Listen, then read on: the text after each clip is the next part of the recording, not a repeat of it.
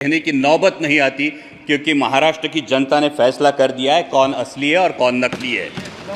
राष्ट्रपति जी ने जिन उपलब्धियों का उल्लेख किया उसके लिए मैं सरकार का अभिनंदन करता हूं, लेकिन कुछ बुनियादी सवाल है अध्यक्ष महोदय।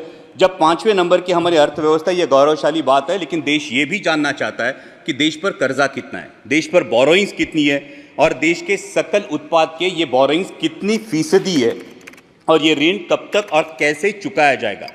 हमारी मराठी में कहावत है, ऋण काढून सण फार काळ साजरा करता येत नाही।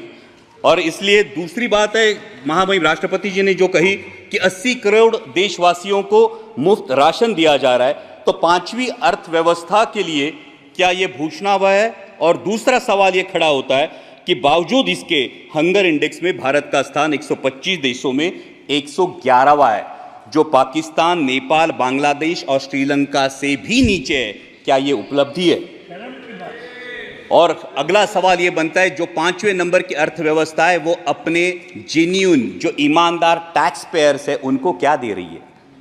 ये टैक्स पेयर्स को अपने बच्चों को शिक्षा के लिए प्राइवेट स्कूल में भेजना पड़ता है, उनको अपने हेल्थ के लिए हेल्थ इंश्योरेंस निकालना पड़ता है। सर, नौबत तो ये है कि जब नॉर्मल मिडिल क्लास आदमी बाइक खरीदने जाता है तो उसको 28% जीएसटी देना पड़ता है, लेकिन इस देश में जो कोई हेलीकॉप्टर खरीदना चाहता है उसको सिर्फ 5% जीएसटी है। तो क्या ये उपलब्धि है? ये हर देशवासी के लिए अर्थव्यवस्था है? ये सबसे बड़ी बात है। और इसीलिए ये सवाल बनता है कि जब अर्थव्यवस्था क्या सही में सुदृढ़ है या सिर्फ ये सूजन है जिसे सुदृढ़ता बताया जा रहा है। महामहिम राष्ट्रपति जी ने अपनी अभिभाषण में ग्रामीण अर्थव्यवस्था और डेयरी का उल्लेख किया, लेकिन दुर्भाग्यवश माननीय मंत्री महोदय यहां बैठे, लेकिन उसी दिन जो मिल्क पाउडर है उस पर इंपोर्ट ड्यूटी माफ करके मिल्क पाउडर आयात करने का एक निर्णय जो लिया गया। Sir? Yeah, but don't cut his time. He is not ending. You are ending. No sir, I'm asking sir ये दूध उत्पादक किसानों के लिए जो एकदम गलत बता रहे हैं, इससे I want you to kindly give me a chance. इनकी जानकारी के लिए और पूरे सदन की जानकारी के लिए, शरद पवार जी जब कृषि मंत्री थे उस समय उन्होंने ये टीआरक्यू दिया था। एक समय 10,000 टन, बाद में 25,000 टन का, और उस समय मिल्क पाउडर इंपोर्ट हुआ। Honorable Minister, your turn will come. Your member is.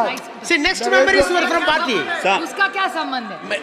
Honorable Minister, wait. Honorable Minister, wait. No. Immediately your member is going to speak. That time it can be debated. Sir, पुराने निर्णयों को लेके आज वास्तविक, You carry on. Sir आज Nothing will go on. वास्तविकता ये है देश में। सर, मैं माननीय मंत्री महोदय के संज्ञान में ये बात लाना चाहूंगा कि सर, देश में मिनरल वाटर की बोतल 20 रुपए में मिलती है और हमारा किसान दूध 22 या 24 रुपए में बेचता है।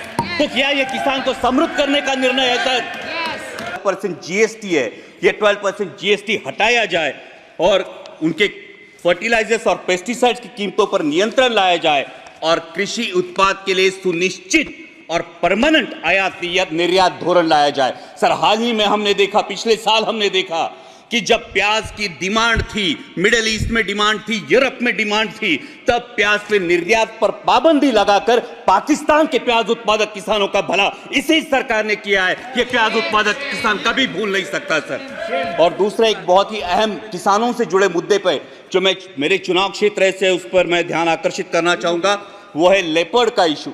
सर, मेरे चुनाव क्षेत्र में जुन्नर वन विभाग के क्षेत्र में 700 लेपर्ड्स का अधिवास है सर, 700 लेपर्ड्स, और आए दिन किसी ना किसी पर हमला होता है। सर, जब एक बाप अपने 3 साल के लहूलुहान बच्चे को लेकर सामने खड़ा होता है तब ये इसकी गंभीरता और ज्यादा महसूस होती है। सर, 23 लोगों ने पिछले 1 साल में जान गंवाई है और बार बार मैंने दरख्वास्त की है माननीय मंत्री जी से भी कि लेपर्ड रिप्रोडक्शन कंट्रोल के बारे में सरकार गंभीरता पूर्वक ध्यान ले।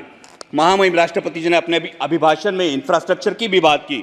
जो 3,82,000 किलोमीटर हाईवे हुए हैं उसके लिए मैं सरकार का अभिनंदन करता हूं, लेकिन जिस रेलवे ट्रांसपोर्ट के लिए 1/3 कॉस्ट लगती है और एक ऑयल इंपोर्टिंग कंट्री के लिए इन रेलवे में कितना इजाफा हुआ ये भी हम जानना चाहते हैं। और दूसरी बात यह है, जिस जिन प्रोजेक्ट्स के लिए महाराष्ट्र गवर्नमेंट ने 50% कॉस्ट शेयरिंग के लिए अनुमति दी थी, वो 3 प्रोजेक्ट्स है सर, अहमदनगर बीड परली, वर्धा यवतमाल नांदेड़ और वर्षा और गढ़चिरौली, जो 3 साल में रेलवे कंप्लीट करने वाला था।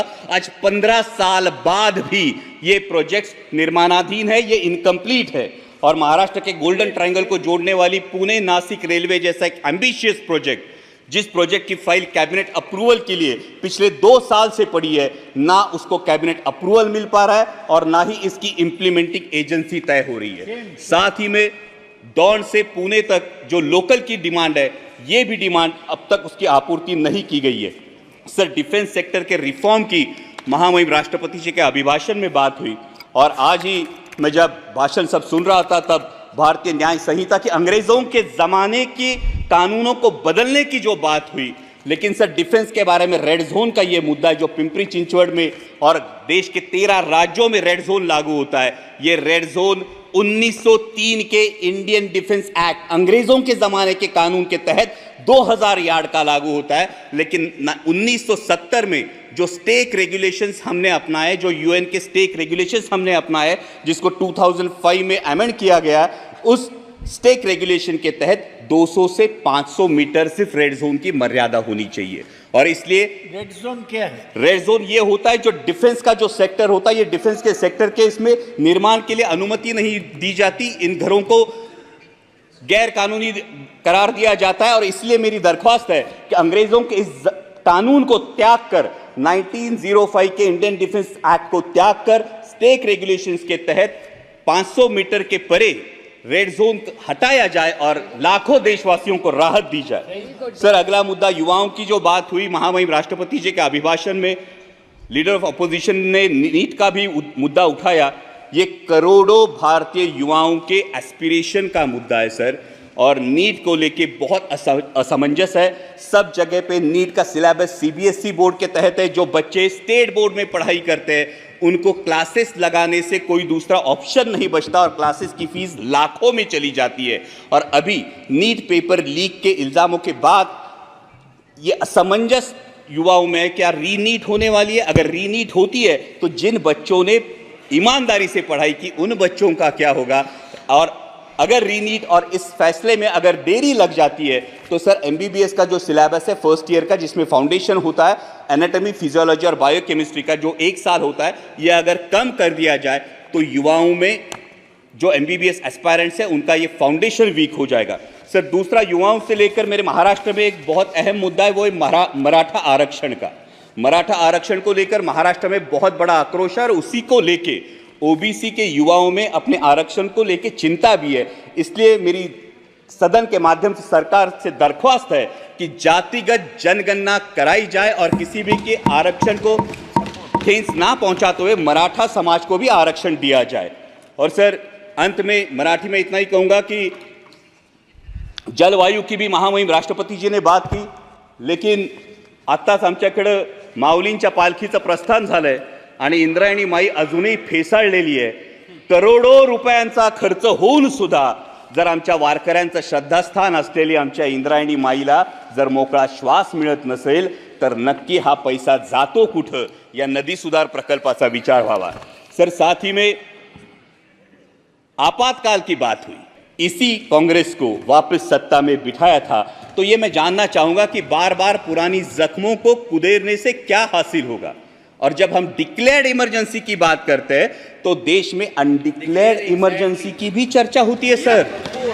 कुछ सालों पहले सर शोले करके एक मूवी आई थी, उसमें एक डायलॉग था, शायद आपको भी याद होगा, कि दूर किसी दराज में जब बच्चा रोता है तो माँ कहती है सो जा वरना गब्बर आ जाएगा। सर, हालात ऐसे थे कि जब विपक्ष का कोई नेता सरकार के खिलाफ बोलता है तो उसको बोला जाता है चुप हो जा, सरकार के खिलाफ मत बोल वरना ईडी, सीबीआई या इनकम टैक्स आ जाएगा। सर, इस इनडिक्लेयर्ड इमरजेंसी का क्या? Sir, 2 minute Please, one more speaker is there. Yes, sir. One more speaker is sir, there. जब नेता तोड़ो, पार्टी फोड़ो, लेकिन विपक्ष मत रहने दो, ये बात होती है। सर, जब लीडर ऑफ अपोजिशन ने डर की बात की तो महाराष्ट्र में भी बात हुई थी। 27 जून को माननीय प्रधानमंत्री जी ने भोपाल में भाषण किया था, तब उन्होंने नेचुरली करप्ट पार्टी, जिस पार्टी को बोला था, जिन पर इल्जाम लगाए थे, उन्हीं हमारे साथियों को लेकर आज महाराष्ट्र में सरकार बनी है। तो सत्ता पक्ष ये कहे कि उनकी नैतिकता कहां गई? लेकिन अंत में मैं देश की जनता का आभार करूंगा सर, लास्ट पॉइंट, देश की जनता का आभार करूंगा क्योंकि उन्होंने पूर्ण बहुमत नहीं दिया और यह दिखा दिया कि तुम भारत कहो या इंडिया, सर एक मिनट सिर्फ, लास्ट मिनट, तुम भारत कहो या इंडिया, मैं वही हूं जो अपने कर्म पर विश्वास रखता हूं, मैं वही हूं जो मंदिर मस्जिद मंगल सूत्र से ज्यादा देश की एकता को अहमियत देता हूं, मैं वही हूं जो राजतंत्र से ऊपर लोकतंत्र को मानता हूं, ठेकेदारों से ज्यादा पहरेदारों पर भरोसा करता हूं। तुम भारत कहो या इंडिया, मैं वही हूं जो नफरत से ज्यादा मोहब्बत चाहता हूं, अहंकार से ज्यादा विनम्रता का आदर करता हूं, अधिकार से ज्यादा जिम्मेदारी निभाता हूं, मैं वही हूं जो संविधान से चला हूं और संविधान को ही अपने सर आंखों पर रखता हूं। धन्यवाद अध्यक्ष।